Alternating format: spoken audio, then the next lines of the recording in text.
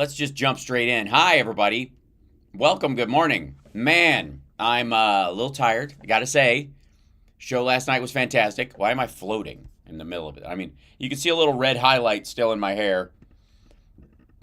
I went full costume last night. I just went full expression, and it's still there. I guess it washes out, or it will eventually. Um, and hello, hi everybody. It was a lovely night last night. I have to say, couple of recaps in case you didn't get to watch the live stream, which was I hope sounded good. It was really, for whatever reason, last night one of the guitar rigs.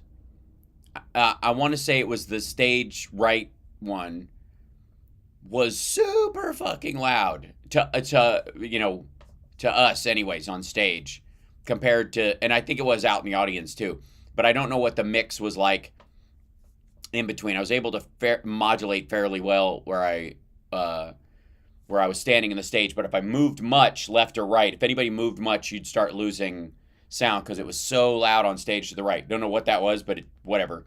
It's just the nature of a jam. But it was, uh, other than that, it was awesome. It was just really beautiful. So many great performances. Um, and uh, the two highlights for me were, Doug Pinnick from King's X played Manic Depression, and Doug and I have been friends for a long time, and I love him dearly. He's uh, just such an amazing, beautiful, talented person, and I can't speak highly enough about him. Hold on, um, let's see. I'll show you guys a. Whoops, I can type. I can. In case you don't know who Doug is, um, I will bring up a. Let's see. This. Hold on. Will this work? Hold on. Preview mode. Go to here. Uh, Hold on. I think I should use the comms one that I had before. This guy. And then go to this. I have to. Sorry. Can you tell I just like rolled the hell in and. Yeah. Okay. So. Let me blow it up on my end, and then here you go. Boop. Um, this is Doug. Doug is the bass player in King's X. He's also in a band called KXM with Ray Luzier, the drummer, and George Lynch, who was in Dokken. Um, and yes, Doug plays a 12-string bass on occasion, and he has arms so long he could scratch his knees without bending over. That said, he is an incredible musician, and I just one of my favorite people on earth.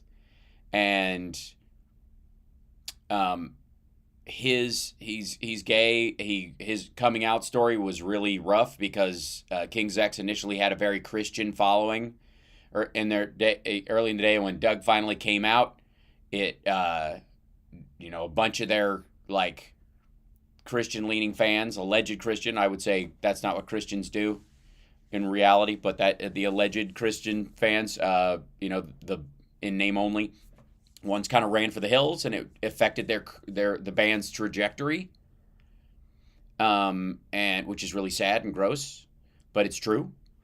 And apparently, my being on Queer as Folk helped him with his coming out and his transition and his recognition. Not he didn't transition, but his transition from being in the closet to being open and who he is. And I couldn't be more proud to, even if I didn't know him personally, have had some sort of effect like that. And he did the same for me. So in the mid 80s, 86, 87, I think, Gretchen Goes to Nebraska came out, which is their second, King's X's second record. And there's a song on there called I'll Never Be the Same. And listening to that song was literally a turning point in me working up the nerve to approach a girl I was attracted to while I was in high school. Because as I moved from Kentucky to Chicago, I still, for a little less than a year, I'd really had my southern accent, and then I just totally got rid of it over one summer.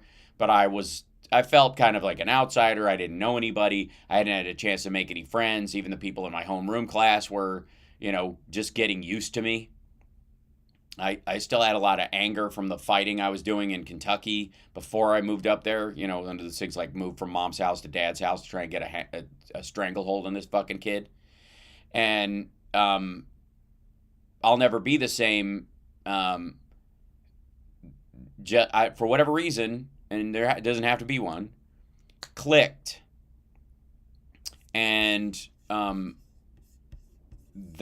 just changed how I thought about it.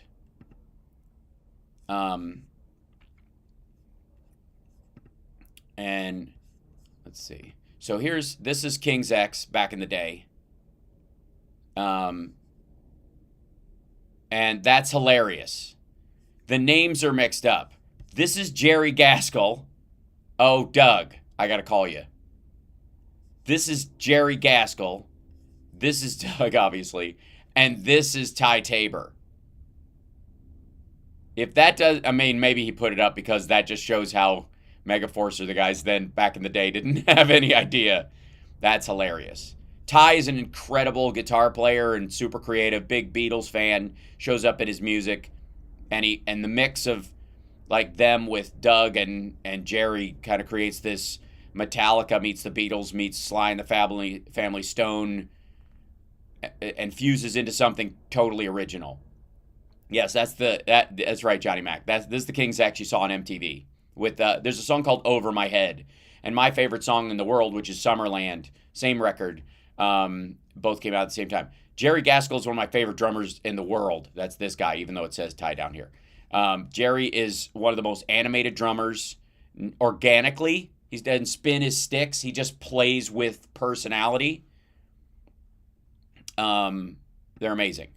Anyways, I love those guys. There they are playing together because King's X still does shows to this day. And there's Doug having church. He's, what is he, 74, 75 now? Yeah. Yeah. We just love Doug. His pictures make his arm look so fucking long. It's hilarious. It's like he only shoots to make his arms look long. But he's just beautiful and a soulful person, and I just love him, and that's it. He's just my friend. And I couldn't be prouder to be his friend, and I just love him. Anyways, so we had a really lovely talk backstage last night. And then, let's see, I don't know if it's on here. Let's see if I can. And then there was another special guest that I totally did not expect at all to be there. Another one of my favorite people. And let's see if I can do this real quick. Yeah, there we go. I went backstage. Hold on, let me do this, and then comes, and then switch it to preview. There he is. This is Corey Glover from Living Color. Some of you may know, if you've ever seen Back in the Day, I think with Steel Panther, maybe at the Jam a long time ago, I've done like Cult of Personality, sung that song at the Jam because I just love it. And I love Corey's voice. He was in, not only is he amazing in Living Color, but he was in Jesus Christ Superstar. He's just he's so good. He's so good.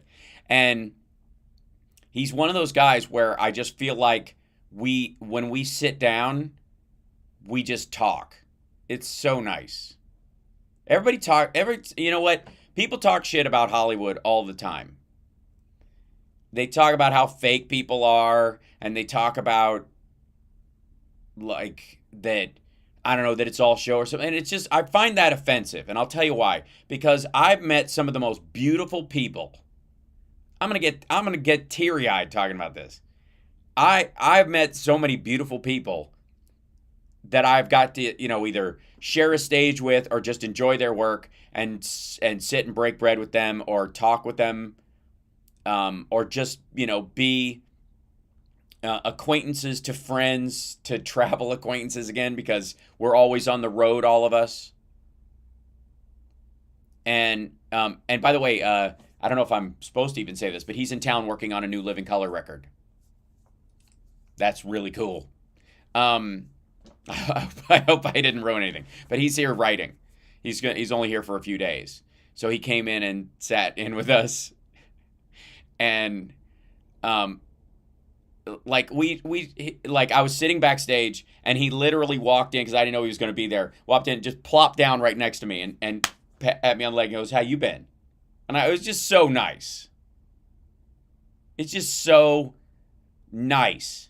It's especially, I think, in the context of all the awful in the world, to hang out with these people, at the jam, and everybody's just there to make music, and then you, and then you just, be able to, just being able to like have a heartfelt conversation. I literally it was lovely. I mean, it was just, I was, I had like 10 or 12 different sort of pinch me moments last night. And there's like, obviously the famous people that show up at the jam get a lot of attention, but like Mark Torian from the Bullet Boys, the Bullet Boys did a song, and they did two actually, and it just killed it.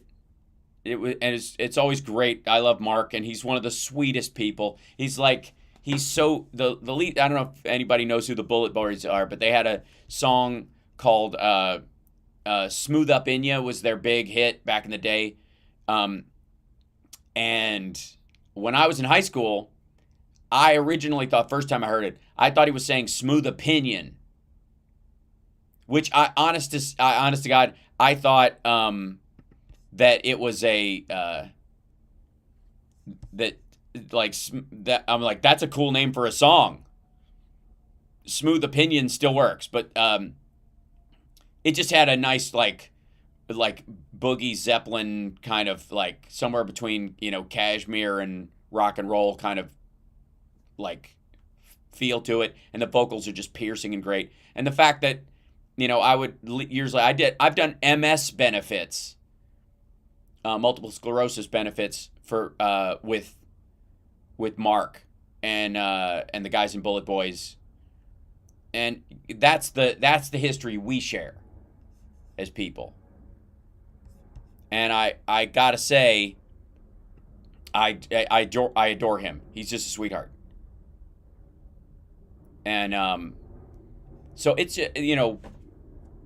and apparently Jess from the jam filmed all the songs, so she's gonna get me good quality versions of the songs this time instead of the kind of I think she's even got a copy of Sober, so I'm gonna get a copy of that and I'll post it on my YouTube channel.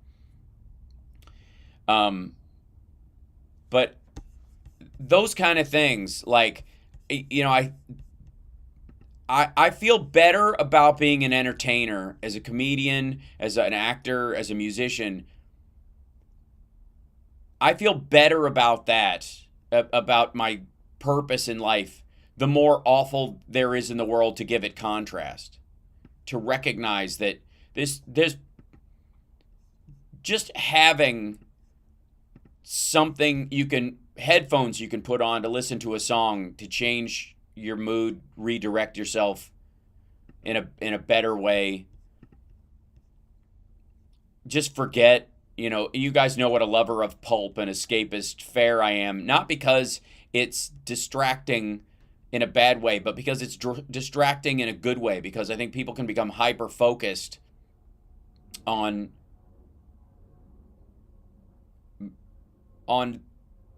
a form of reality that makes them pessimistic, because there's a thin line between realism and pessimism. Yeah.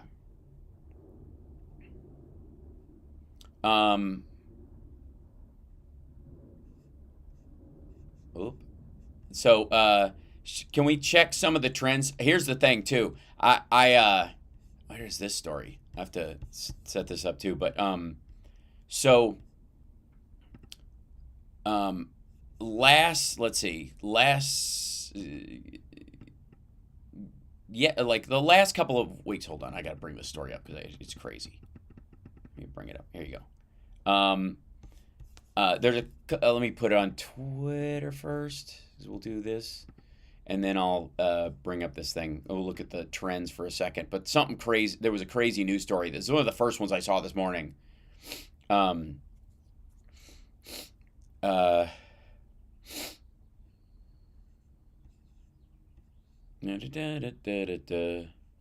Yeah, this is hilarious. This I find very funny. Okay, this is the Biden administration has called for reforms to Section 230 since taking office in 2021, AP and Reuters report. This is fun because we always talk about Trump wants to get rid of it.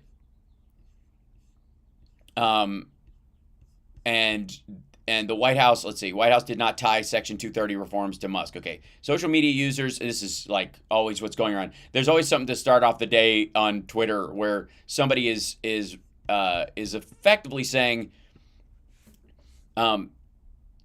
maybe from like 4 a.m. to 6 a.m. my time, there's this barrage of bullshit to kind of like set the tone on Twitter or Facebook for the day. Watch out for any news stories that break before the news comes on the East Coast of the United States. If it's in English and meant for the United States market. Anything that shows up in your feed that's like a news story-esque kind of thing is meant to grab the nose of news preppers who sit and, before Morning Joe goes on the air or any of these things and start moving them in the direction of a story that they want told, good and bad.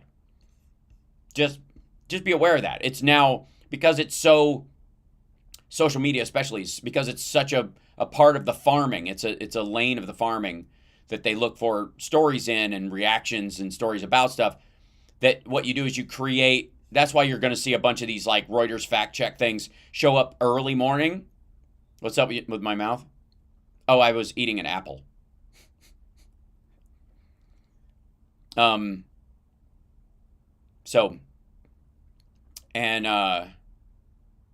King's X is not a hairband. Don't let the look fool you. Listen to the music. Oh, yeah. Well, also, hairband is an offensive term. I'll thank you very much. I will not allow the fact that I'm a male with long hair to make me be put into a gender-specific box in this day and age. Shame on you. There should be nothing standing about men with long hair doing songs. Anyways, yes, it's news corralling. That's exactly what it is, Debbie. So, and it's the timing of when it happens. It usually happens 2 times during the day, from 4 a.m. to 6 a.m. East Coast, and then like 4 p.m. to 6 p.m. East Coast as well, like right before the kind of news breaks of the day. And there's bumps all throughout, but those are the big waves to try and get everybody going as the real news group, not the overnighters, are going to direct traffic towards stories. So this is White House did not make any new announcements pertaining to Section 230 following Elon Musk's agreement on Twitter to buy the platform. President Biden has repeatedly spoken in support of reforming the law. Okay, this is the White House didn't tie this is the Section 230 reforms to Musk. Claim White House Press Secretary Jen Psaki announced Monday that the Biden administration is reforming Section 230 of the Communications Decency Act in response to Elon Musk's purchase of Twitter. Yeah, which is bullshit. Missing context. While answering a question Monday about the Twitter deal, Psaki told journalists that President Joe Biden has long supported reforms to Section 230, a legal profession, because they were asked about it. She didn't do it apropos of nothing. They asked her about that part of it. A legal provision that generally exempts internet companies from liability for the material users post on the networks. Psaki did not announce any specific new reforms, nor did she say administration was considering such reforms solely because of the recent developments. In fact, Biden said on campaign trail in 2020, long before Musk's proposal, that the section should be revoked. The fact, social media users on Monday misrepresented comments Psaki made about reforming Section 230 at a media briefing. Surely, okay, yeah. So,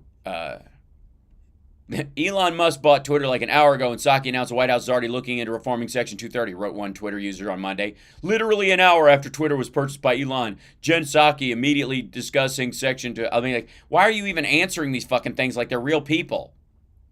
That's part of the problem, too. All these fucking bots, and you're gonna, like, we're fact-checking bots half the time. But no, I am totally John Anderson from Sandusky, Ohio. This is a totally real type of thing.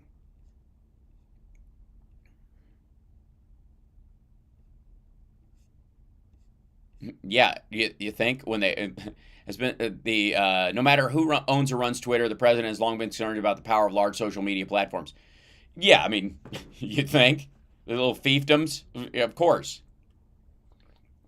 And by the way, are you concerned about power lines in your neighborhood? Of course you are. You don't think about it all the time. If it gets windy, do you think about it more? If a transformer down the street explodes, do you think about it more?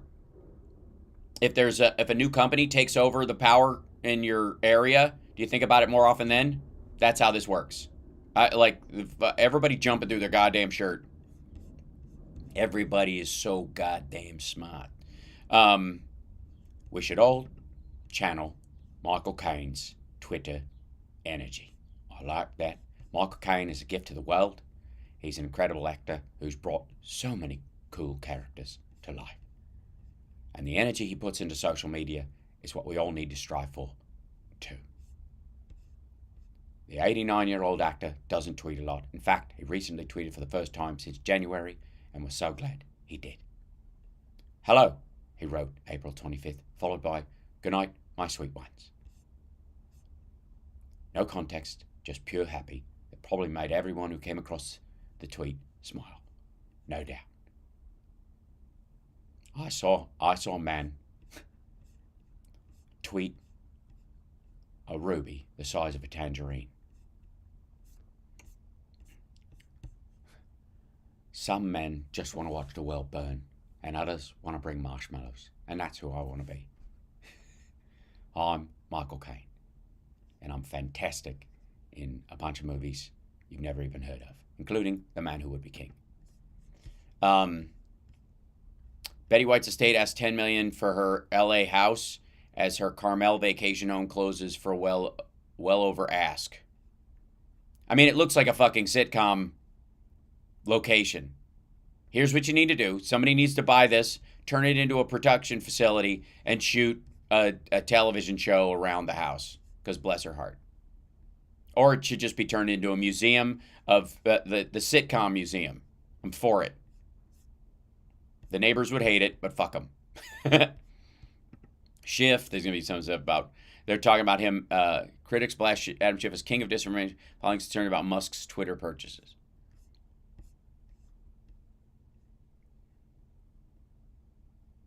Oh, yeah, there's a bunch of stuff about Marge. We've seen this shit. Okay. This was the story that stood out to me. And good morning. Welcome, by the way. I feel like I've been rushing through this morning as I've been telling stories about last night. Where's my icon? Oh, God. I run this show all by myself with a little trackpad. You got to forgive me. It's just me, man. So, let's see. This story stood out this morning, as you might think. Oops, I gotta move this. The astronaut's in the way. Oops, hold on. Oh, I was in there. Sorry. Rank. Go back to here. This story. There it is. Whistleblower who aided investigation into Deutsche Bank and Donald Trump found dead in Los Angeles. Thank you, Ben. Hi. Just lonely house sparks in a converted garage by this obviously caught my attention.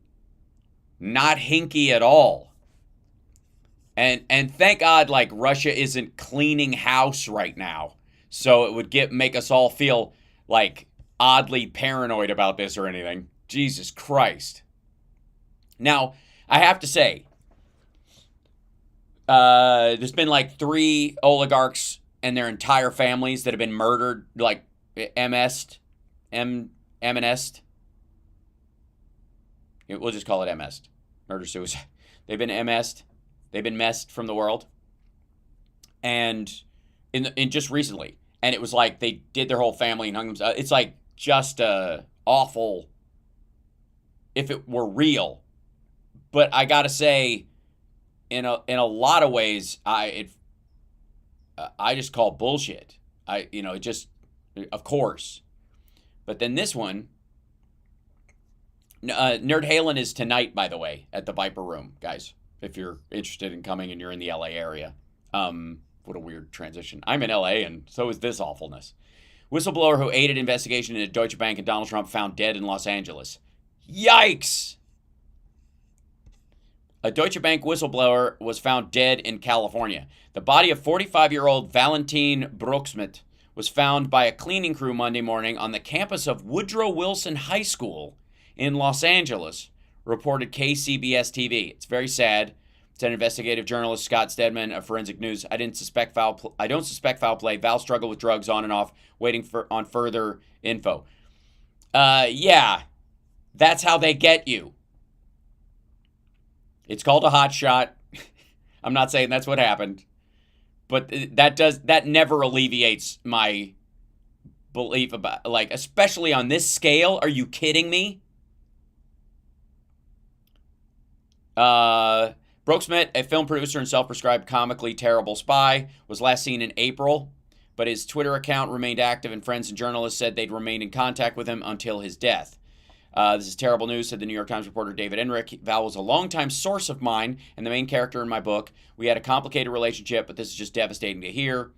Brucksmith helped the FBI investigate Deutsche Bank, where his stepfather had worked, and offered hundreds of documents to federal investigators and journalists looking for ties between the financial institution and former President Donald Trump. The New York Times described him in a 2019 profile as an unemployed rock musician with a history of opioid use and credit card theft, and a dalliance with North Korea-linked hackers.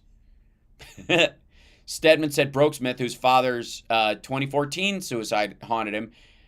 Yeah, that's right. Had given him documents that showed Deutsche Bank's deep Russian connections.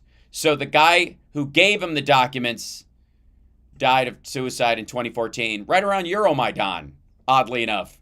And then the next time Russia attacks somebody, this guy ends up dead. Yeah, not hinky at all. Profiled in 2019, the Times wrote, here's the thing about whistleblowers. They tend to be flawed messengers. Daniel Ellsberg, Chelsea Manning, Edward Snowden, each of them is dismissed as selfish, damaged, reckless, and crazy, yet all of them, regardless of motivation, use secret documents to change the course of history. Or were used to distribute documents to change the course of history on purpose. That's the thing about the flawed person part of it that never really gets talked about. I just stumbled on these. Did you really? Did you really just stumble on them?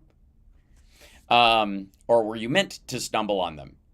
Or were you being corralled towards stumbling on them and not stumbling on other stuff? That's always the problem. That's why. All right. Anyways, for more than 5 years, Val Brucksmith has been dangling his Deutsche Bank files in front of journalists and government investigators, dreaming of becoming the next great American whistleblower, the report added. He wants to expose what he sees as corporate wrongdoing, give some meaning to his father's death, and maybe get famous along the way. And he waited too long, apparently. This is the story it links to.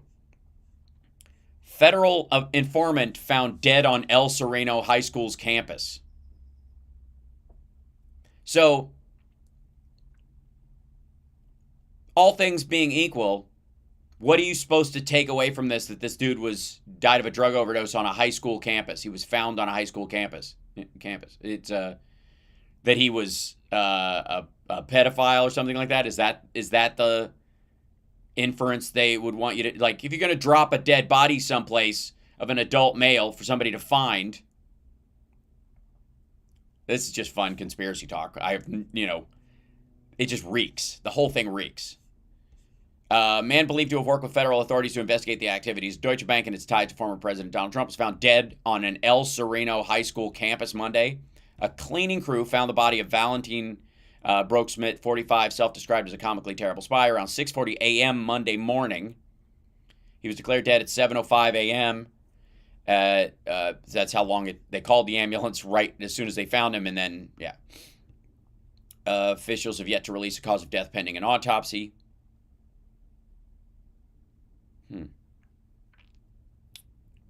Everybody's just like struggling with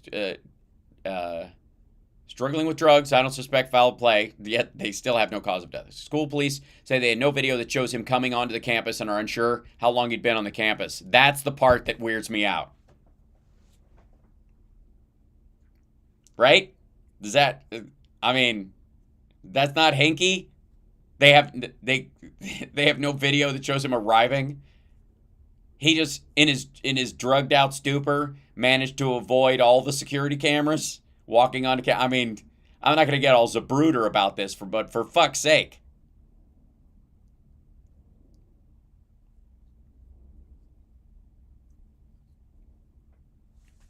Yeah, P Mata Q, that's exactly right. P Mata BQ. If you knew the man had a history of drug abuse, you just kidnap him, keep him secure while you clear out all his evidence from his home, safety deposit boxes, etc. Then you dose him with his favorite drug and drop him in a conspicuous place. Ta-da! That's exactly right. It just, I mean, the whole thing just reeks. Brooksmith was last seen driving a red Mini Cooper on April 6th. That's a long fucking time.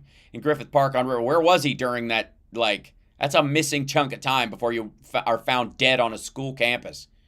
Although Brooksmith had gone missing, his Twitter account remained active. Friends and journalists claimed to stay in contact with him during his disappearance. I'm sure he was sending them the... All right. He last spoke with him in January. Wrote that Brooksmith gave him Deutsche Bank documents that highlighted the bank's deep connections. Very sad. To see his life end so short is incredibly depressing. Stedman said that Brooksmith's stepfather, they seem to use it back and forth, had committed suicide in 2014, which haunted him. Why? Because he didn't really? Honestly, this is so, this thing is Netflix. This needs to be a documentary. What the ever-loving fuck? Also, whistleblowers. Jesus Christ, in this day and age, set up a digital drop with a dead man switch on it, you dummy. Maybe he did too. Maybe all that stuff's going to come out because he had a dead man switch somewhere. That's what you hope for in these situations. But yikes. Yeah, he disappeared but stayed in contact with his friends. Right. Well, that's the thing, is that they have him and they use your phone and text people, or they let you, and you go, you better not say anything that's code or we're going to kill you. All we want is this stuff. And you're like, okay. And they beat the snot out of you and let you use your phone, and you talk to people and tell them everything's fine and just chat, and we'll let you go once we have all this stuff. And then eventually you realize that's not true. And then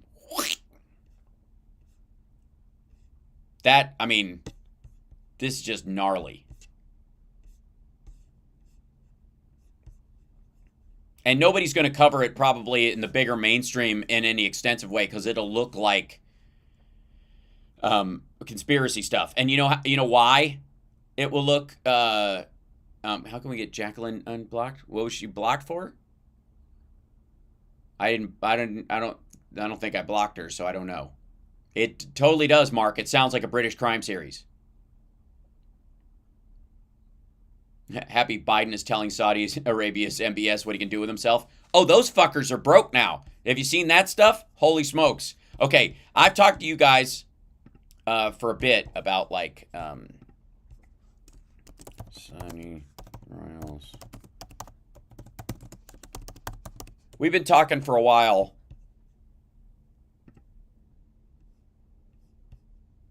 For a bit about...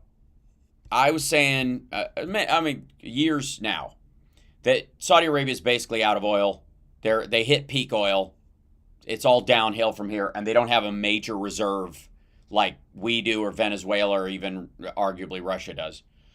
Or definitely the Ukrainian territories that Russia is trying to seize. The reason they're trying to seize that part of Ukraine is because it's got oil and gas, because they're running out, probably. I've been telling you guys for a long time that the that the Saudi wealth is puffery. It's been bullshit for a long time. It's one of the reasons why they killed Khashoggi. Not just that, because if you have that much money, if you're that wealthy, people can talk shit about you, and you can use you've got all these arms to do stuff. But if you're actually broke, comparatively, you get down into the like arranging for somebody to kill your husband while sitting in a pickup truck in a parking lot kind of stuff. It's totally smoke and mirrors. So this is a story that's been hitting lately.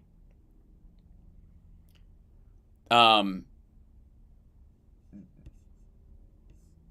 trolls maybe sorry broken us for no reason. They're reporting some of our comments after the streams are over in an attempt to put us. Oh, I see, Susan.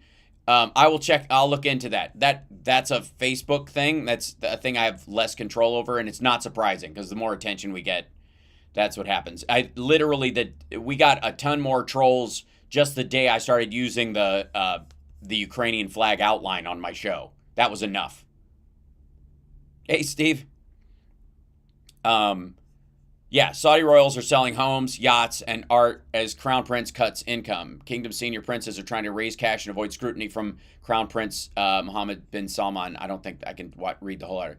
In Riyadh, Saudi princes have sold more than $600 million worth of real estate, yachts, and artwork in the U.S. and Europe since the kingdom's de facto ruler tightened the purse strings of the ultra-wealthy ruling family. The transactions represent a radical change of fortune for senior princes who funneled windfalls from oil booms in the 70s and 80s into some of the world's most exclusive markets. The vast sums of money were spent largely on hard-to-sell assets or drained by spending that reached $30 million a month for some royals with large staffs and lavish lifestyles, making them vulnerable to recent changes in government policy. Now some royal family members are selling assets abroad to generate cash after Crown Prince Mohammed bin Salman, the president's 36-year-old de facto ruler, dried up many of the sources of money. Yeah, he did it. They had used to maintain their extraordinary spending habits, said people close to the princes conducting the sales.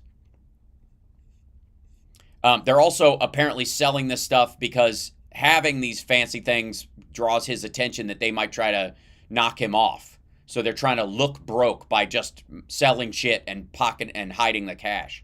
The princes need cash to pay routine bills, including for property maintenance, tax, staff salaries, parking fees for their airplanes and boats, the people said. In some cases, the people said they are also motivated by a desire to hold less ostentatious assets, there it is, to avoid attracting attention to Prince Mohammed, who has curtailed their privileges and access to state funds in the Al Saud family since his father took the throne in 2015. The Saudi government is aware of the sales. You think? These people don't work. They have huge staffs, and they're afraid of Prince Salman. Prince Mohammed said a person familiar with the transaction. The princes, the person said, want cash in their back pocket and not to have visible wealth. Yeah. This is like an ongoing thing with them as well. They will have a nation full of rich, poor people. Yeah. Yeah. Or poor, rich people, I suppose. That's the Schitt's Creek argument. Hey, it's 666. 666 people in the chat room. Now's a good time to subscribe, like, give a thumbs up, or give a $6.66 super chat to support the morning show, which is brand new addition to the regular programming here at HAL Sparks Mega Worldwide, which is eventually will become, Sparks Media Works Mega Worldwide or some big, what's my giant conglomerate name? I need some sort of name so that when we grow this up to the point where I'm an absurd billionaire who, will only go to meetings if in a raincoat and a codpiece with a rooster hat on, that I need some sort of big, scary, meta-like name for my organization.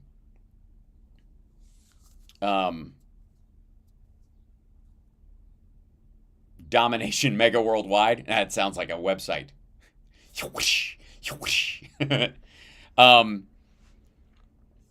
Yeah, what was the other? I mean, there's been so much shit's going on. It's crazy right now. And apparently, let's see if this, I don't know if this will be available. I hope so. There was a Trump, I guess, a deposition Yeah. Let's see. Former lawsuits. October 18th, 2021. Trump had to do a let's see. In a lawsuit never before seen testimony, Donald Trump admitted to personally overseeing the compensation of an executive who corporate perks. Okay, that's all the stuff that like gave away stuff and busting them for tax fraud and organization. I mean, ultimately they'll pay that and fines and give a piece of property and bug out of like he could literally get out of Trump Tower and force it into probate or some shit and give it to the city. Oh, thank you, Christina. Thanks for the support. Thanks. How makes me want an Apple Watch? Anyone feel lucky enough to pick 4 out of 6 lottery numbers? Kenneth, it is very helpful. I will say, I make great use out of it. And I always feel with electronic devices, especially in the modern day. Oh, thanks, Christina. I'll move the alert box so that it's not over my forehead. It's very weird. Any electronic devices I get, I always feel mild, and this is maybe being named after a computer. I always feel mildly ashamed that I'm not using it to its fullest potential. HAL Sparks 24/7 live, Joey John. That's, a boy can dream, can he? I'm not doing sleep cam. I'm not. And if I do, I'm doing it with the sound off, with like sleepy time music. And because if I talk in my sleep, I don't want people going, oh my God, last night. Like, what kind of Big Brother bullshit is that? Gonzo, hi.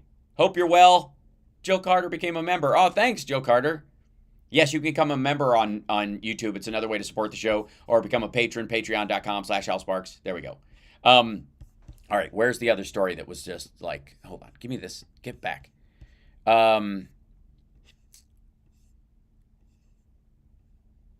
Tackle hackers, Daily Beast. Okay.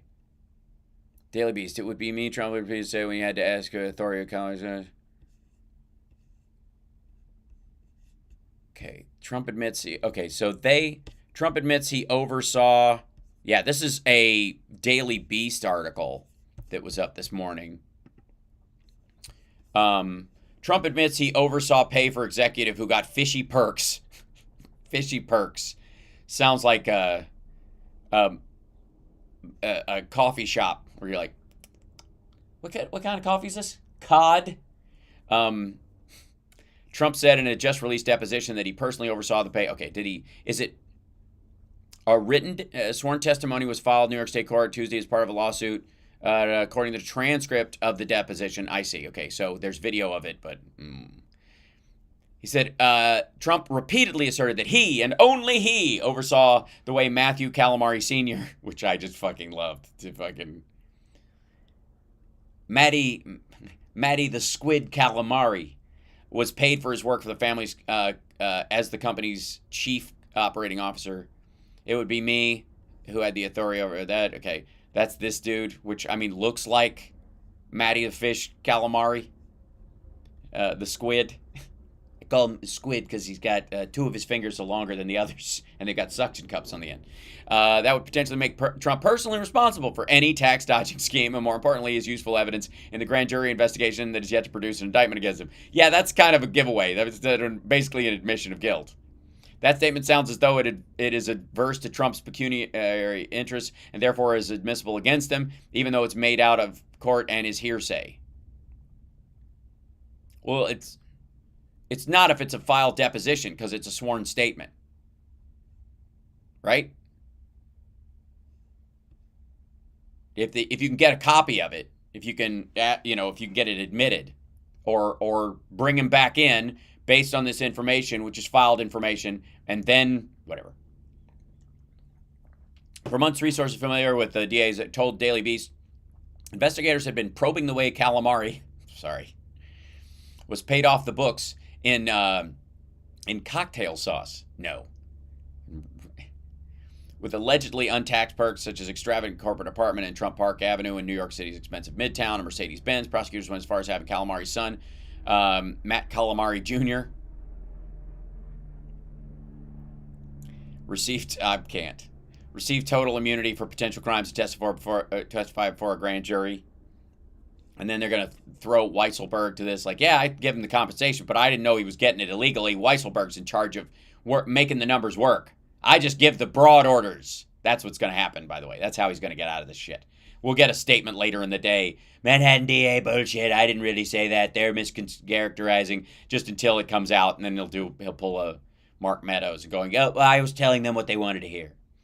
Statements made in civil deposition are admissible in a criminal proceeding against the person who made the statement. That's why people can invoke their fifth protections against self-incrimination at civil proceedings as well as criminal. By the way, that part right there, that's why Bill Cosby is out.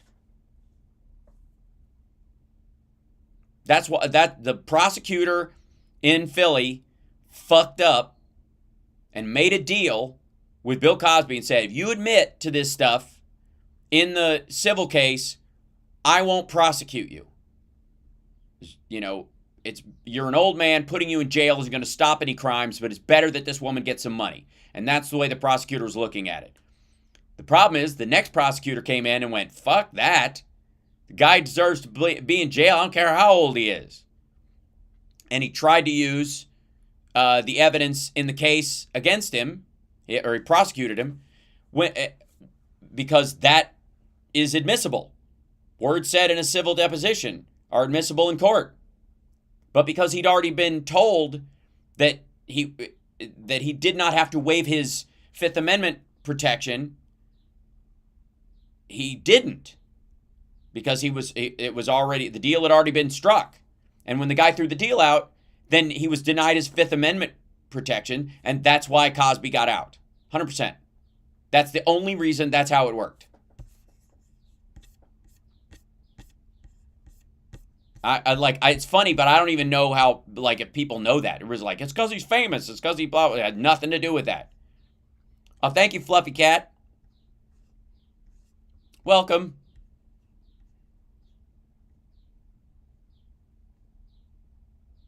How the U.S. dollar has soared against all major global currencies. That is highly anti-inflationary news, making imports cheaper. I know, Kinky. I'm screaming from the fucking rooftops about this stuff. We'll talk about that too, this morning or this afternoon or whenever I get time to. This, like I said, this is why.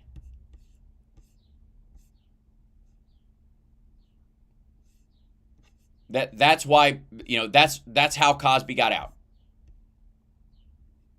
And Trump, by the way, is either his attorney made him aware of this or is too fucking dumb to know that he's got an ongoing DA case. Because this wasn't this isn't a deposition from years ago. This is from this is last year. When the fuck did he do this?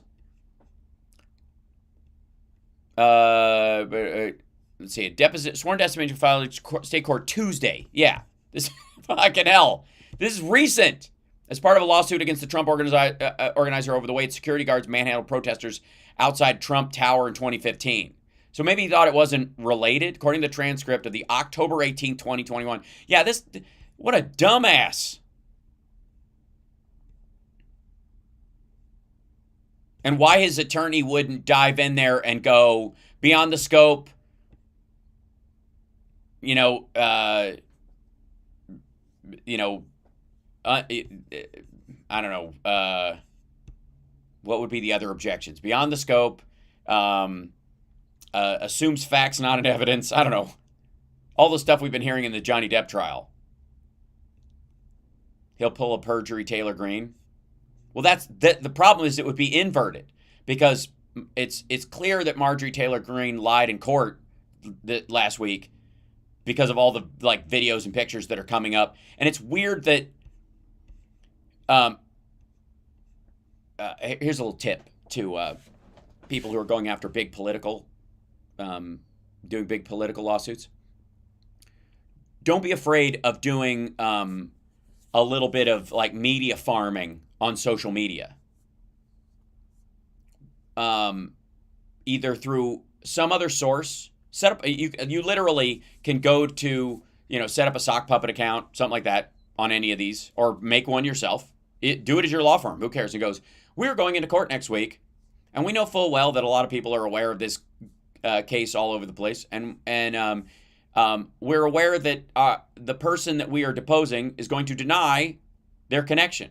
We found myriads of evidence that we will present in court. We wonder if you have any that you could recommend to us as well. And the number of people throwing information, pictures, files, videos, and stuff at you would be ridiculous.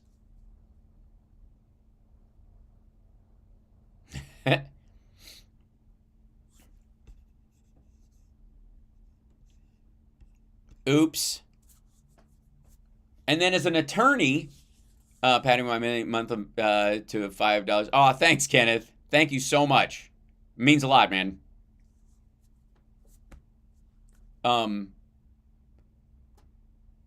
This is what happens when you are in a multi-million-dollar lawsuit, and your properties are on the line, and you're supposedly a multi-billionaire, and you hire local family law maggot weirdos to be your attorneys. Swear to God. I mean, you could just find some cutthroat from Wharton who just got out of law school and you'll be better off. Hire them on retainer.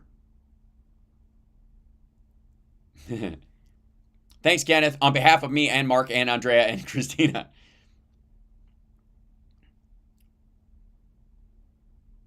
How is the Cheeto King such a dumb criminal, keeps getting caught and still not convicted of any damn thing? I'll tell you why. Because he has a certain level of plausible deniability that is really hard to not convince a judge of, which is that he is fucking stupid.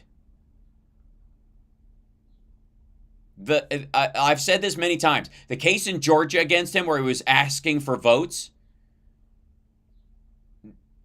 I personally believe that in the beginning of it, he knew he was cheating. He knew he was doing something, you know, well outside the legal bounds at the very least, and definitely was aware of its possible criminality, period.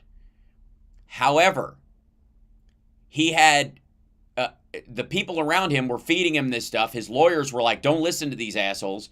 And he was starting to get like all wound up because he was losing, and his ego is so weak that I think he willfully ignored anything that might have,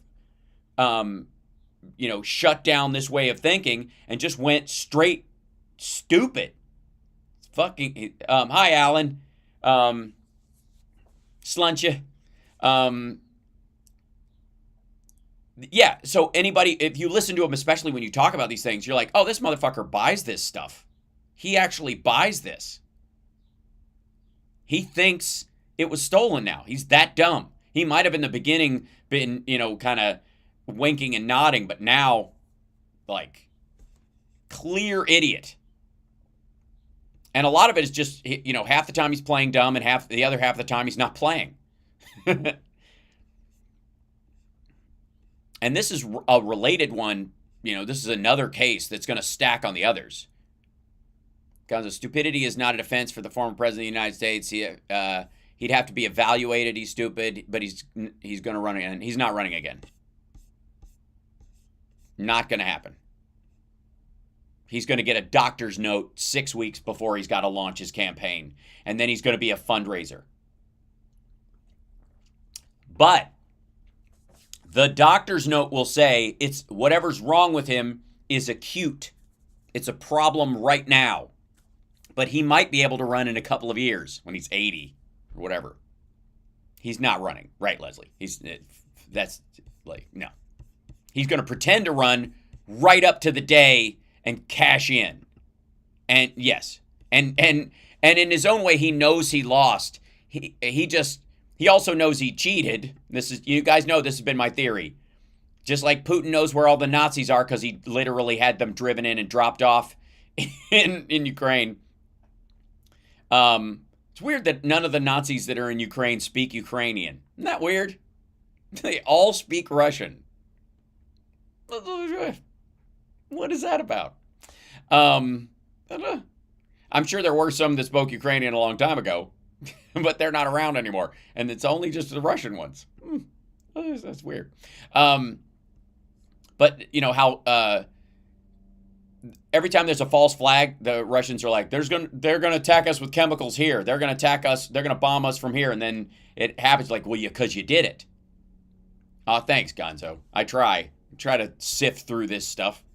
Thank you, Debunk Flat. Debunk Flat Earth. I didn't see the bottom part of that word. The phrase. Thank you very much. We can do that sometime. We can debunk the flat Earth concept if you want. You know, obviously the Earth is a simulation, and the simulation is round.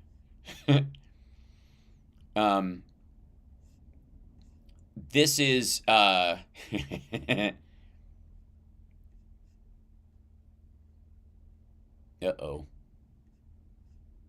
I'm sorry. I got caught. I'm caught. Been caught scrolling once when I was 5.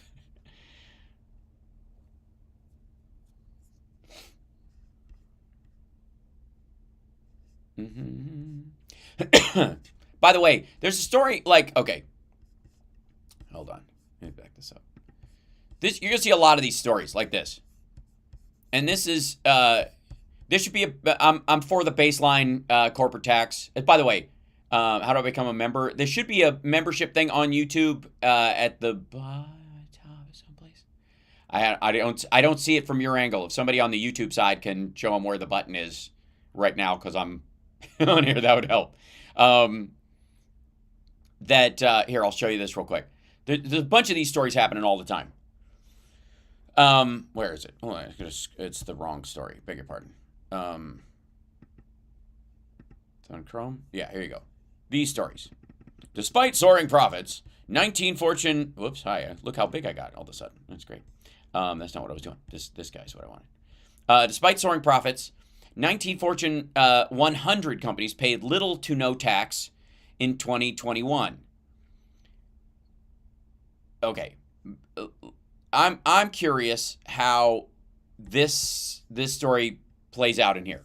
Look, I believe in a baseline minimum tax. 15% would be solid. Think of it as a fee. Obviously, there's going to be ways around investments, R&D, those kind of things, because you don't want to stop that stuff. But a baseline would be nice. Like, what you can hide as income, and whether or not you actually spend it on R&D and that kind of stuff, or executive compensation, is debatable. And as far as percentage of what the company makes, it doesn't even have to be like you can pay your fucking CEO $1 billion a year. I don't care if the country is $1 trillion company. That's balanced to the work level that the person is creating and managing. It's insane. And they're going to burn out. There's no way to do it for long. And you're going to need to bring in somebody who's worth $1 billion, like that kind of thing. That's how it works.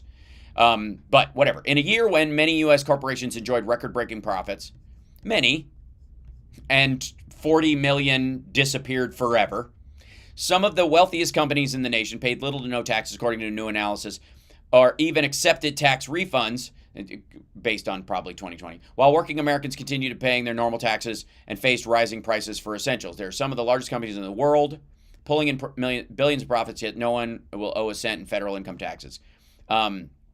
That's Cap Tuesday, 1940K. The highest earning Fortune 100 company, JP Chase, reported pre-tax earnings of $48.2 billion in 2021, but paid less than 6% in federal taxes despite an official corporate tax rate of 21%. So okay, but I don't know what they're writing off.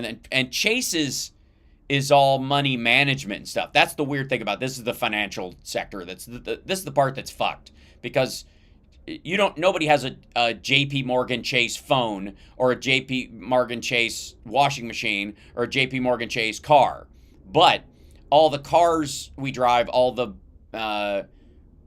phones we use, everything that we have filters through JP Morgan Chase and Goldman Sachs's coffers to the point of, like, I want to say, I read somewhere that, like, Goldman Sachs manages $5 trillion worth of transactions a day. Right.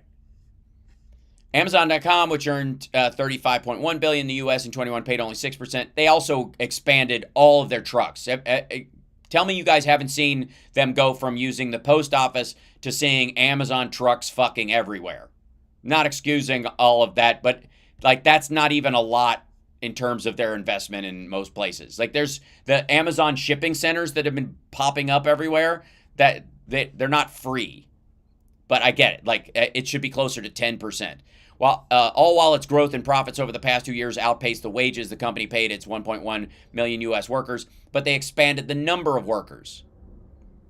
They hired more people, and while the company spent more than $4 million on union busting to fend off organizing efforts in its warehouses. Okay, that's not a lot of money for that company. If they could fend off a union for $4 million, that's one of the reasons why you need union protections, and it's one of the reasons, by the way, that I voted for Joe Biden. Corporations are looting America. That's ridiculous. As Wright noted, CAP's analysis showed that the Fortune 100 companies, AT&T, Charter Communications, American International Group, AIG, and Dow, will receive an income tax benefit or refund instead of paying taxes for 2021. After $29.6 billion in 2021, reported a tax refund of $1.2 billion. Charter refund of $12 million after earning $6 billion. Okay, then show me what they deducted, or then it isn't. You're not showing me profits. You're saying how much they took in. Arguably, this is what happens. This is the argument that happens every fucking time this conversation comes up. This corporation paid no income tax or federal income tax. That's what they're saying. An income tax benefit or no federal income tax. It's not income if you spend it on other shit. So if you brought in $20 billion and you spent let's say you brought $29.6 billion, AT&T did that. And they spent $30 billion on expansion, wage benefits, pensions, in paying off debt, whatever, that kind of shit. Then they're going to lose money in that year. Or they're going to, this more than likely, if the way most corporations do their taxes, is probably the fact that they lost a shit ton in 2020 initially because of all the facilities that shut down. And so this, even though they made this in this year, they lost it in the other year, and they prorated out and budgeted, like these are fucking small countries, whatever their debts are that they pay off over the course of the next, they're, let's say AT&T has 300 billion, I don't know what their market cap and all that kind of shit is, but let's say their debt is $260 billion. And they pay it off over time with this rotating thing. Then they write it off. And they manage debt so they don't have to pay taxes. That happens a lot too. These are some of the largest companies in the world, pulling millions of profits. Again, not a profit until you've paid all your expenses and your expansion and your R&D and blah, blah, will not owe 1 cent in federal income taxes. That's because in a corporation, it's not income if you spend it on other stuff. Look, I'm for a standard, but the conversation about this is often so fucking childish. The baseline should be a minimum 15%, period, on what you take in as, cost versus production, period. But then it's like, use that standard for manufacturing. What do you use for a financial institution? If you use that for a financial institution, what do you use for restaurant chains? Right. This stuff fascinates me because I feel like our conversation about it is so us and them and oversimplified, and a lot of us benefit from this stuff, and yet at the same time it becomes an all or nothing conversation. On the Fortune 100 companies that actually pay taxes, UPS paid the highest at 9.9%, still well below the tax rate established by President Donald Trump's so-called Tax Cuts and Jobs Act of 2017, and except it isn't because they probably wrote off losses during the time before and expanded like obviously UPS, Amazon, FedEx, they all hired people during 2020 and had to pay people to work during COVID, so like hazard pay. Yeah, West Webb, I'd never made a penny playing in a band if you include the cost of my gear. Absolutely. Most musicians, even the rich ones, are like, this guitar basically was that whole last tour. Policymakers must act now to ensure that large profitable companies pay their fair share. Well, the argument is, and this is the conversation, maybe they are. They're just doing it in different ways. They're not doing it in direct taxation. They're doing it in investment, R&D, expansion, adding jobs. That's what the job creator argument that you hear from the other side is.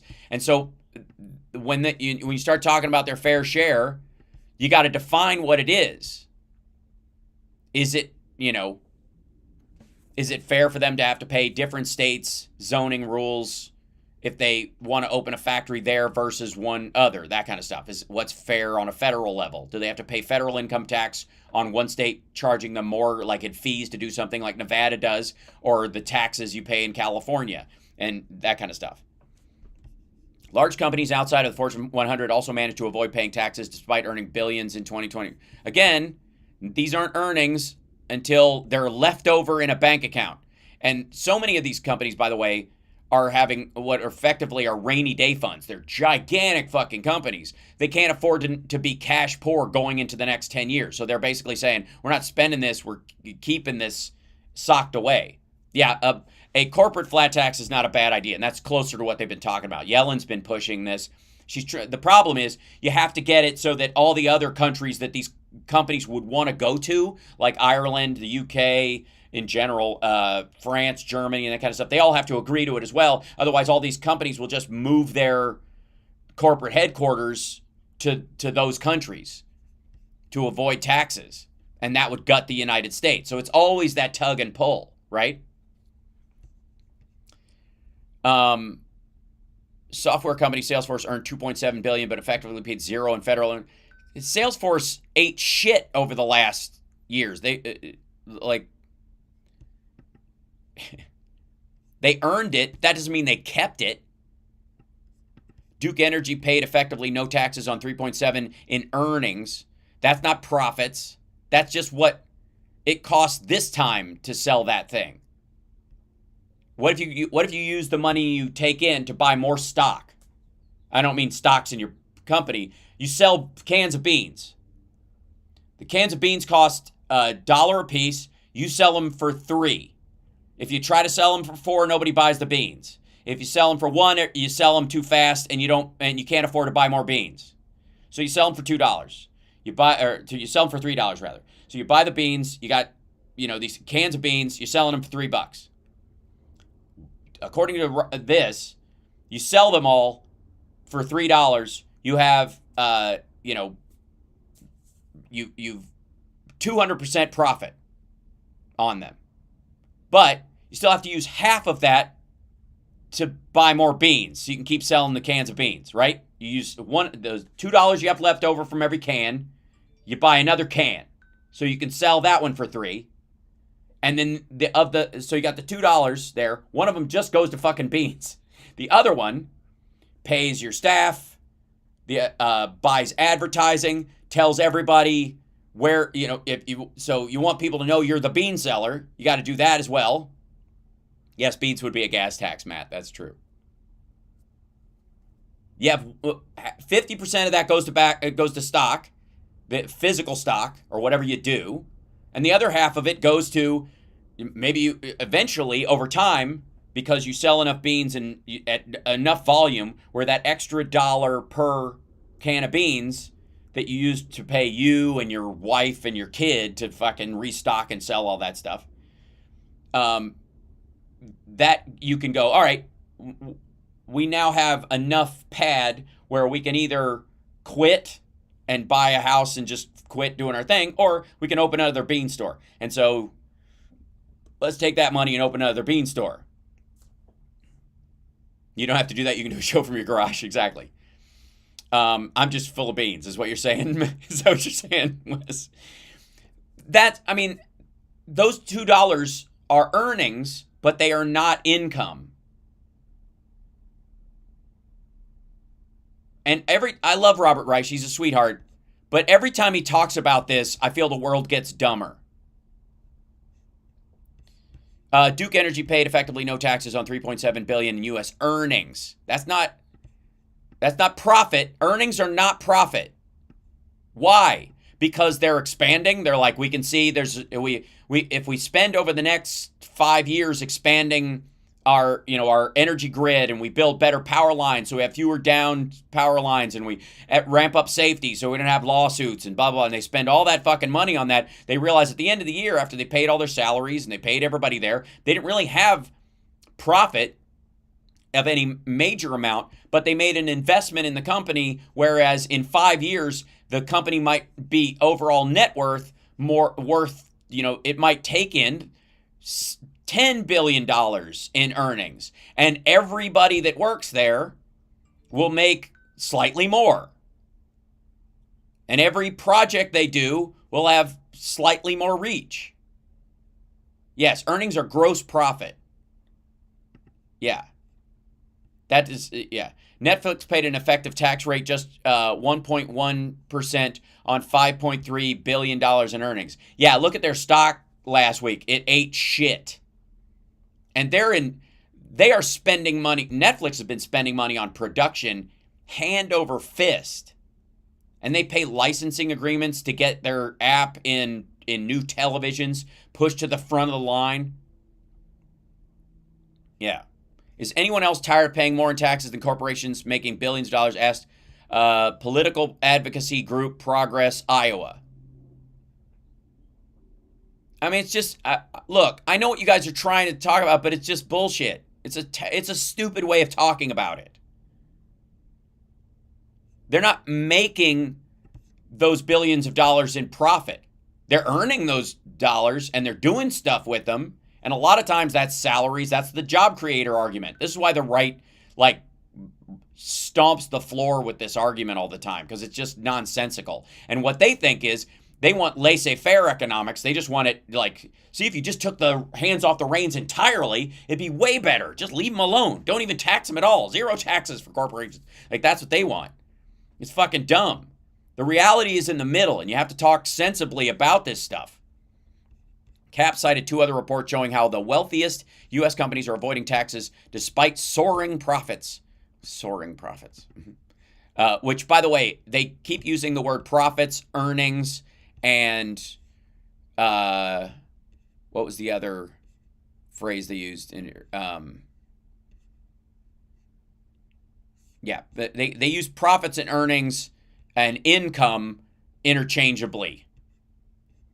The financial data company FactSet collected data showing that the S&P 500 company's 4 most profitable quarters happened in 2021, while the Institute for Taxation and Economic Policy conducted an analysis concluding that former President Donald Trump's TCJA allowed many companies to pay 0% in taxes. Yes, that was the problem with his tax cut, beyond the fact that it was a tax cut, was that it was for corporations, not for individuals. The one for individuals sunsetted, the corporate one stayed.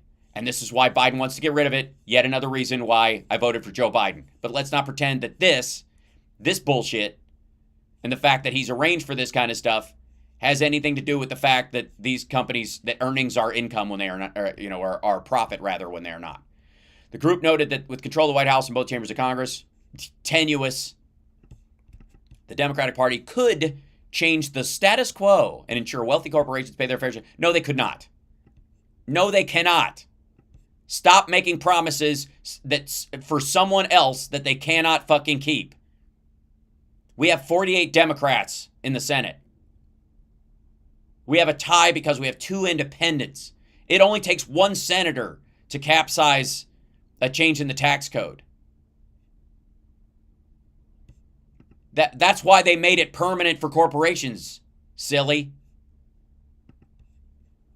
As President Joe Biden tried last year by proposing a 15% minimum corporate tax and measures to stop corporate tax dodging as part of the Build Back Better Act. Exactly.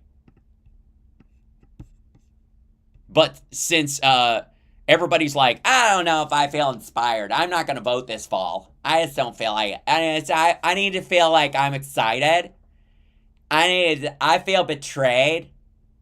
Because I know we've got 3.6% unemployment and wages are going up, and he's the most union-friendly president in history, and an infrastructure bill finally got passed, and he got us out of Afghanistan after 20 fucking years, and the rescue package saved myriads of families, and he's been working to keep people from getting evicted from the day he took office and other stuff. But I don't know if I'm inspired to vote for it because he hasn't, I don't know why he hasn't acted like Stalin. Why can't he just act like Stalin? What Trump did, Trump tried and failed. Why can't he just do it? Just write a thing. Write a thing and make them do the thing. Use the bully pulpit. Twist arms. Fucking childish. You want to fix this? Get us 60 Democrats in the Senate. They don't even have to be like they can be all the extra. Then the extra 10 can all be cinemas and mansions. They really can. Because it won't make a fucking difference. It'll give us the votes we need for a tax to rescind this. Because all of them would get rid of this. Would get rid of the Trump tax cut. Should we go back to... I'm sorry. Did I miss something that was trending in the trendages before I run out of time? I have to take off. I should probably bail out a little early this morning, by the way. Because I have a very important meeting. Gonzo, thank you. With a super chat. Bless you. Seriously, like, I guess my message currently and going forward is the purity test progressives should be fucking ashamed of themselves for even playing around with this. While Putin is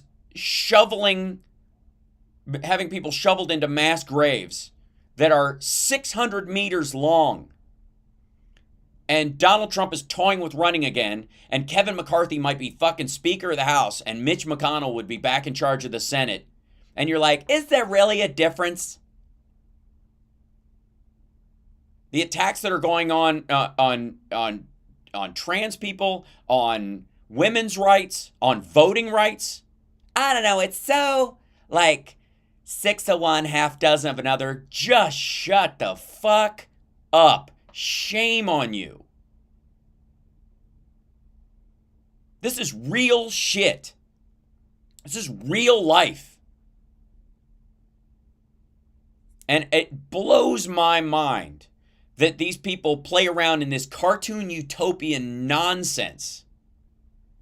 That, you know, because there's right now, as I see it, in the online left, which is, I think, a very important distinction. There are two groups. One is we need to TYT, Majority Report, fucking Kyle Kalinske, all these dipshits with their fucking purity tests. I mean, it's why there were enough Jill Stein votes to keep Hillary Clinton out of the presidency. Period. That's why, 100%. It was that small a margin. And at that small a margin, that's where the margin matters. And if it's no skin off your nose, if it's not, you don't have to lift a fucking boulder to vote. Just show up and do it. It would have changed the concept of the world. I mean, we wouldn't even be talking about this stupid tax break. You wouldn't be even, maybe that's why. Maybe they like writing articles about how corporations pay no taxes because they dicked around while Trump passed this thing.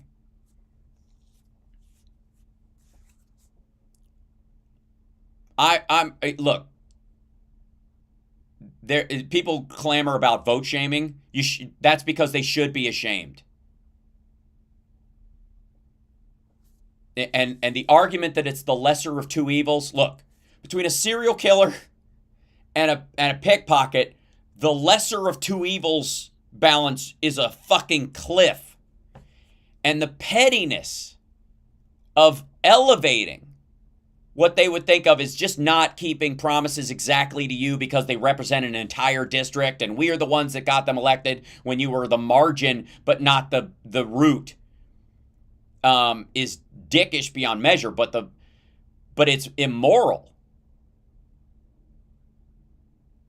It is genuinely immoral to create false equivalencies and whataboutism on that scale.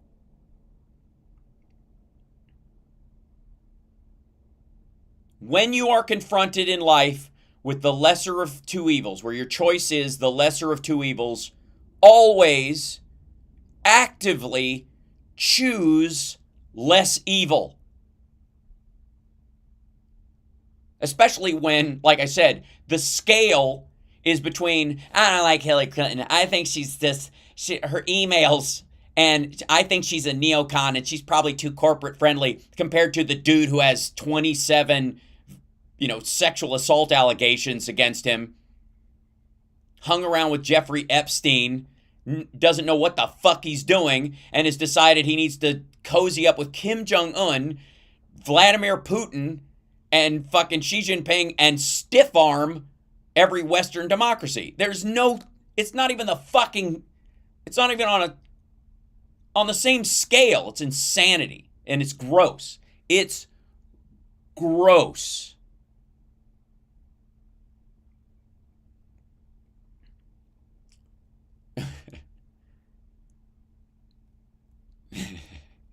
How do I get my teeth so white?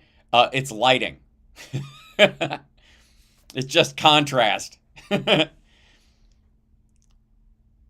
American Horror Story cult drags purity voters. Yeah.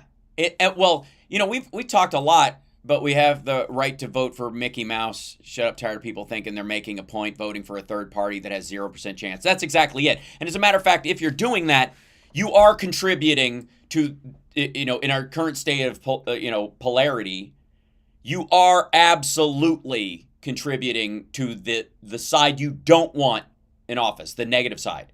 And there's been, and there's admissions by that. Susan Sarandon, famously basically saying Trump would probably be better for the United States because he'll tear the whole thing down and we could start from scratch. As if she would participate in the rebuilding of fucking anything, or any of these asshole revolutionaries have ever fucking picked up a shovel in their goddamn life. So the idea that you're going to, let's just fuck the whole system instead of making regular improvements on it, or trying to, within the system create, like things like the Consumer Financial Protection Bureau, which if Hillary Clinton had been fucking president, would be one of the most profoundly functional aspects of our government, instead of Trump basically gutting it the entire time he was there. You get these things. You get one step forward and you insist on 2 steps back. You are responsible. Because the responsibility, we can never externalize onto someone else. It is, as a voter, it is my responsibility to make the most adult, functional, constructive decision I can possibly make every election.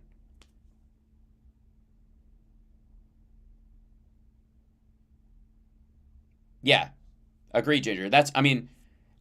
And the other way of thinking about it, like even dicking around with it, like the fact that there's a fight between Nina Turner and Chantel Brown in Cleveland right now, again, and that it's contentious and that progressives are edging out the corporate. It's 2 black women running for office in Cleveland for the representative seat. And I guess that's a sign of progress. One of the black women is seen as a rogue outsider, and the other black woman is seen as a corporate insider, like establishment dem. All right, good. I guess that settles it. What? Meanwhile, she hasn't even had time to do her work. She was part of a special election, and now they're punching at her again, trying to take the seat. Just make blue seats bluer.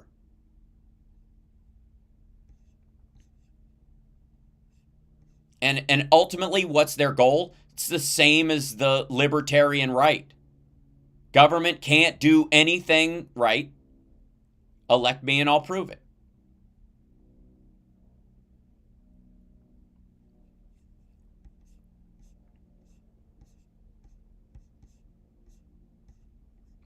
So,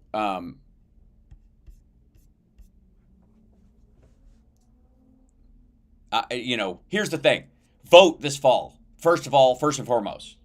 If you vote Mickey Mouse, I can't stop you. But I will encourage everyone of all political stripes, of all, thanks, Doc, to vote. I believe in democracy. I believe in the value of my ideas. I believe they will survive on, they will survive debate and conflict. It's important. And I think it grows in value the more people participate in the process. Always. So even if I don't agree with you and I think your concepts are shit, or your understanding of life, reality, and government and taxes and whatever are asinine, I still want you to vote. Because eventually I will, I feel like I could explain where I'm coming from well enough that you might come around. That you might understand eventually that as a human being, I mean you no ill.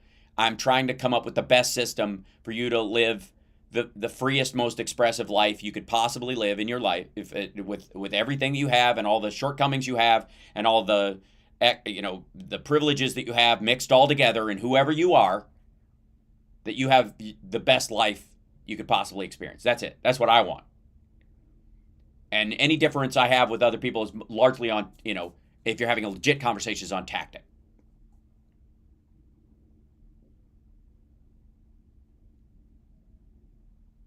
That's it. Oh, hold on, did I miss something? Hold on, it went by. Robin, thank you so much for the pear sticker. You're amazing. Why don't you check out Turner's stances on the issues before talking shit? I'll tell you this. My problems with the infighting. I have family in Cleveland. I was there when she ran last time. She ran as a centrist in all of her ad campaigns. She didn't run as a quote-unquote true progressive because she wouldn't get elected in the area. That's why Brown won. Because it's not that kind of district. It's not AOC's district. It's fucking Cleveland. And the area that overlaps with is a much more diverse populace as far as ideology than certain boroughs in New York. It just is. And she had to curtail her advertising there to do it. Whatever national advertising, whatever storytelling is, whatever she says on TYT is not what the ads were like that ran on television in Cleveland. I saw them. I was there.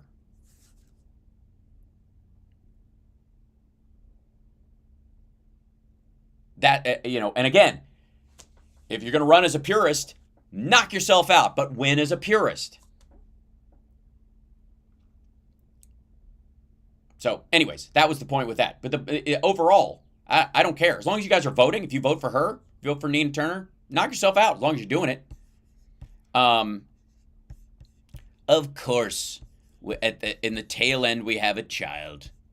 Some of our mods will probably beat me to it, but now I got to bring it up. Yeah. What's a purist? A purist is my way or the highway. Either you're the perfect candidate or I don't vote at all. Or if the two main choices that really have a chance of winning are even within the margin of error, a purist will vote for a third-party candidate or leave the thing blank, denying, a vote to the side that would benefit them the most, get them further down the road, because they will always, every vote is a protest vote. Also, I will say this too. Sometimes when the purists think, well, she's going to win anyways. In the case of Hillary, this was the case with a lot of people. They're going to win anyways. So I'm going to vote third party is just to tell people, even though it's a private act. I'm going to vote third party just to show that I disagree with the system as it stands. The problem is that in that case, when you really have two viable options and it's going to be either one, that the one that is closest to your beliefs, let's say the party, for example, that brings you the ACA, and there was a chance at a public option. Biden and Obama wanted that in there, couldn't get the votes for it, and would again had they had the number of House and Senate seats they needed to pass it. That's closer to Medicare for all, for example, one would argue, than nothing at all, than not having the ACA. What, agreed? Agreed. If you have to walk across a room, some steps across the room are better than no steps across the room, right? So the side that is going to get you closer to your goal, which might not be all the way there, is going to either win or lose in this election. If they are going to win, it helps to give them more of a mandate if you know they lean in the direction of more of those kind of things. The problem is a lot of the purists back out when they think it's going to be a big win or withhold people, and this is worse when it's in congressional districts. It kind of has a tiered effect, but it certainly was awful in 2016. That by removing that mandate, what it allows the Republicans to do is they just squeaked by. It was this much of a margin. People don't even like what the Democrats are talking about, much less what the progressive side is. Quiz. Ralph Nader or Bernie Sanders? Neither. They both have a national 30% ceiling. Neither one of them could ever be elected president any more than Ron Paul. It's the same problem.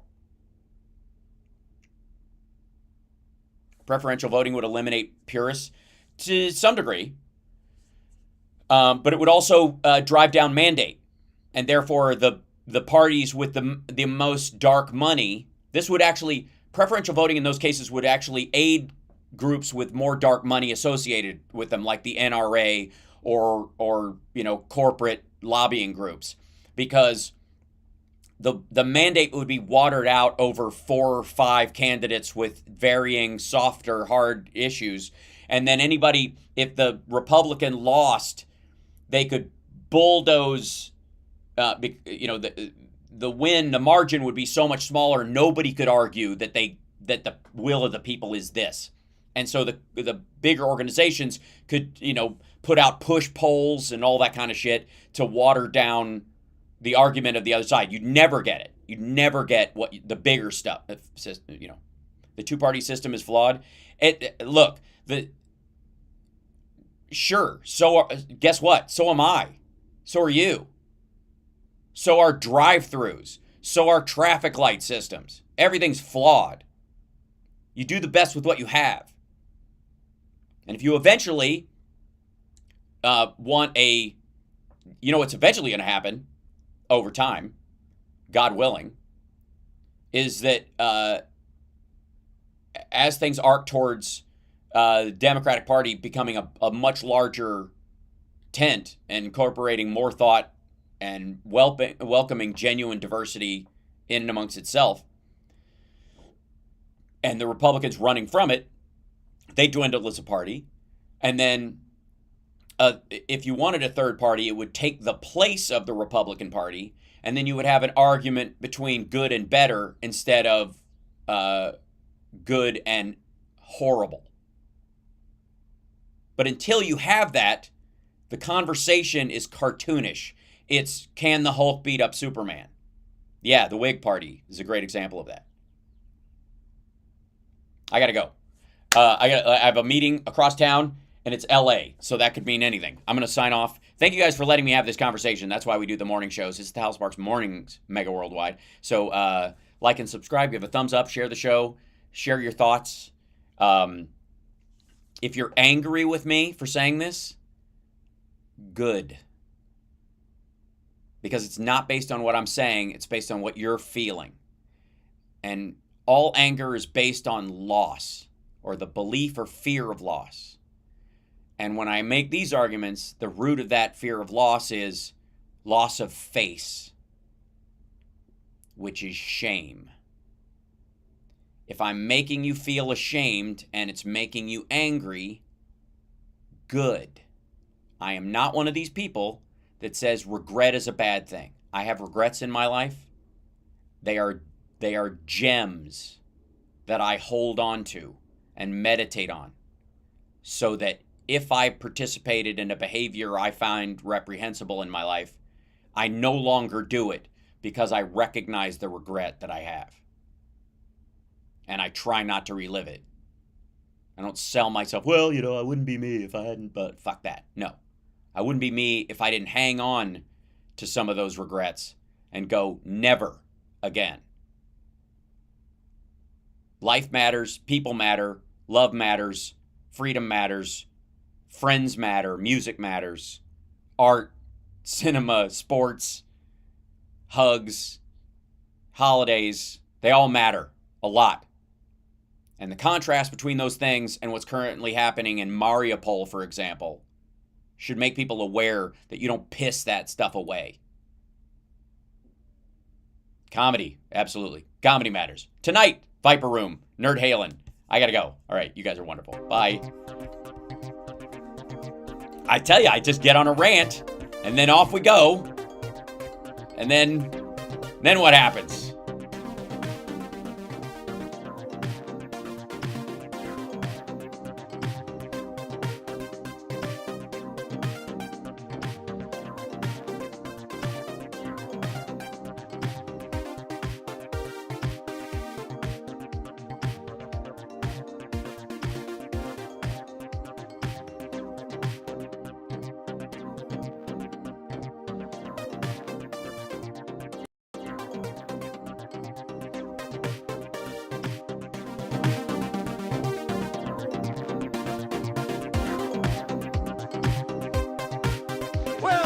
Well-known fact, Sonny Jim, that there's a secret society of the 5 wealthiest people in the world known as the Pentaverate, who run everything in the world, including the newspapers, and meet tri-annually at a secret country mansion in Colorado known as the Meadows. So who's in this Pentaverate? The Queen, the Vatican, the Gettys, the Rothschilds, and Colonel Sanders before he went tits up.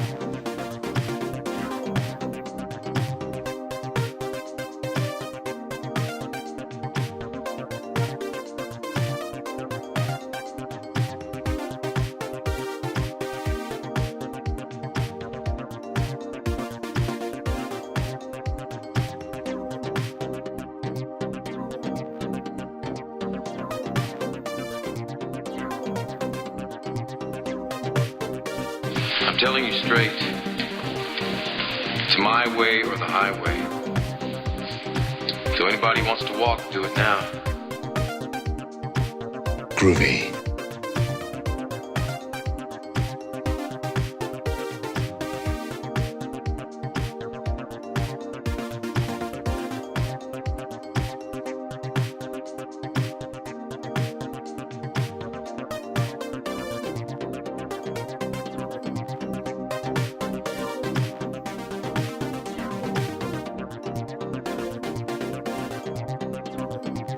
Soon we will leave this lame planet and fly through outer space with cool aliens who like us.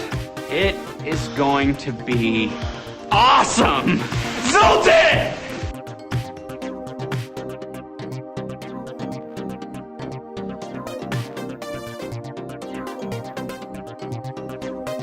Wah wah wee wah! I feel like a Kentucky Fried Idiot. We've got entirely too many troublemakers here.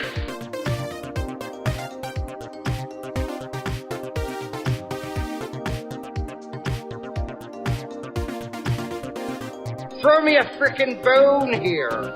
I'm the boss. Call me Snake.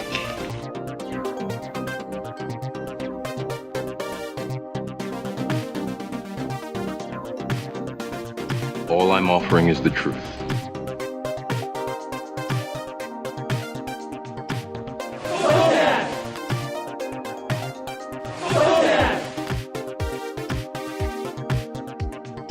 Dr. Evil, he